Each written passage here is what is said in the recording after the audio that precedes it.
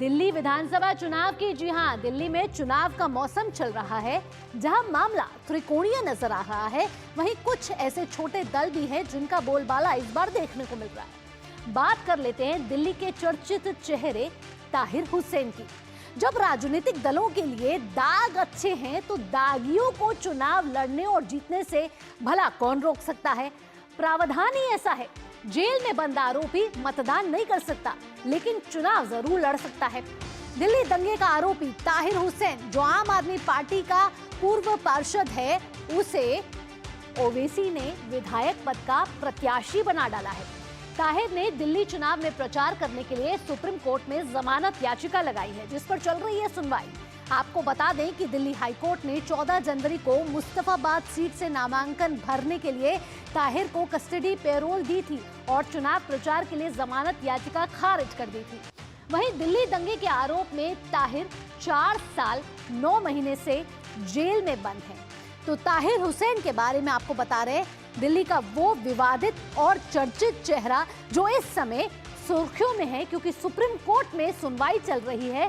ताहिर हुसैन वो चेहरा जो 4 साल और 9 महीने से जेल में बंद है, वो आना चाहता है बाहर, कैंपेनिंग करना चाहता है और चुनाव प्रचार करना चाहता है। आइए ग्राफिक्स के जरिए आपको समझाते हैं कि ताहिर हुसैन है कौन। 2017 के चुनावी हलफनामे में 18 करोड़ की संपत्ति घोषित की है ताहिर हुसैन ने।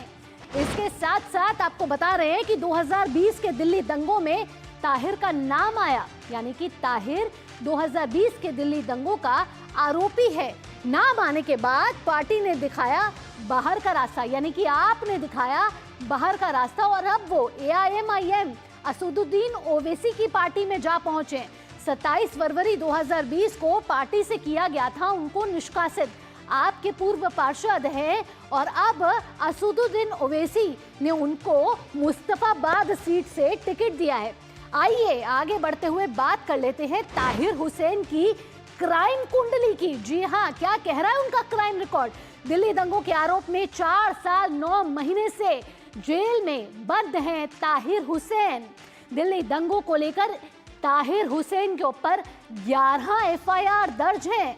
साथ ही साथ UAPA और मनी लॉन्ड्रिंग केस में भी हिरासत में बंद है ताहिर हुसैन। IB के स्टाफ अंकित की हत्या का आरोप भी ताहिर हुसैन पर ही है।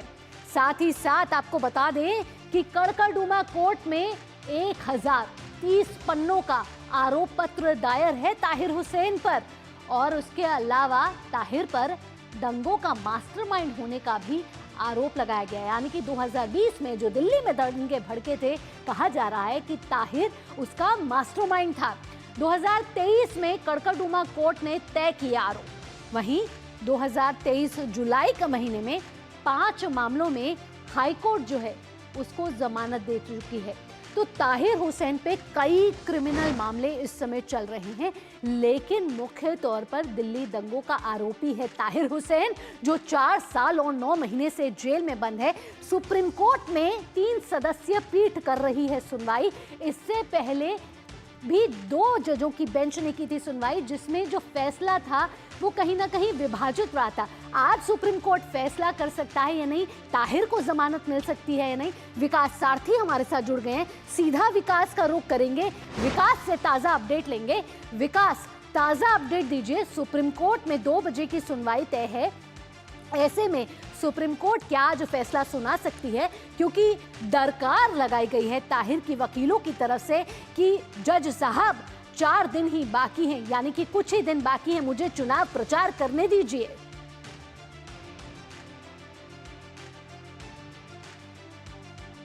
से पहले भी सुप्रीम कोर्ट में ये मामला आया था 2 जजेस की बेंच के सामने, और उस वक्त दोनों जजों में मत को लेकर विभाजन था। एक तरफ जस्टिस पंकज मित्तल का मानना था कि इस मामले में उनको जमानत नहीं दी जानी चाहिए। 11 FIR, जैसा भी आपने बताया कि 11 FIR उनके खिलाफ हैं, और कोर्ट का ये मत था जस्टिस मित्तल का कि वो जो बाकी के मामले हैं उसमें भी नियमित याचिका उनकी लंबित है, तो वो उसका इंतजार करें, बजाय इसके कि उनको कैंपेनिंग के लिए किसी तरह की कोई राहत दी जाए। जस्टिस मित्तल इसके खिलाफ थे। हालांकि जस्टिस अमानुल्लाह का ये कहना था कि कैंपेनिंग के लिए एक लिमिटेड पर्पस के लिए उनको जमानत दी जा सकती है। आज ऐसा लगता है कि खुद ताहिर हुसैन को संशय है कि उनको कोई राहत सुप्रीम कोर्ट से मिल पाएगी अंतरिम जमानत जैसी, इसीलिए उन्होंने अपनी जो मांग थी उसको थोड़ा डाइल्यूट किया। वो ये कह रहे हैं कि उन्हें कस्टडी पैरोल में ही 4 फरवरी तक बाहर जाने दिया जाए, यानी कि वो पुलिस की निगरानी में, पुलिस की कस्टडी में लगातार रहेंगे और वो कैंपेन करना चाहते हैं। तो अंतरिम जमानत की लगता है उम्मीदें उनकी भी अब हल्की पड़ गई हैं। हालांकि कोर्ट ने दिल्ली पुलिस से ये कहा था कि 2 बजे, अभी बिल्कुल इस वक्त सुनवाई शुरू होने वाली है, थोड़ी देर में स्थिति साफ हो जाएगी कि दिल्ली पुलिस का क्या कहना है, क्योंकि पहले दिल्ली पुलिस ने विरोध किया था।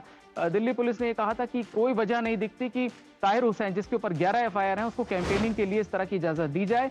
और यहाँ पर दलील ये भी दी गई थी एडिशनल सॉलिसिटर जनरल की तरफ से कि ये तो अपराधियों के लिए एक तरीके का फॉर्मूला बन जाएगा, यानी अगर वो किसी भी मामले में जेल में बंद हैं, उनके खिलाफ कोई भी कार्रवाई चल रही है, तो देश भर में कहीं ना कहीं चुनाव होते रहते हैं, वो कहीं से भी चुनाव लड़ेंगे और कैंपेनिंग के नाम पर जमानत के लिए सुप्रीम कोर्ट तक पहुंच जाएंगे। तो दिल्ली पुलिस ने पुरजोर विरोध किया था पिछली सुनवाई में।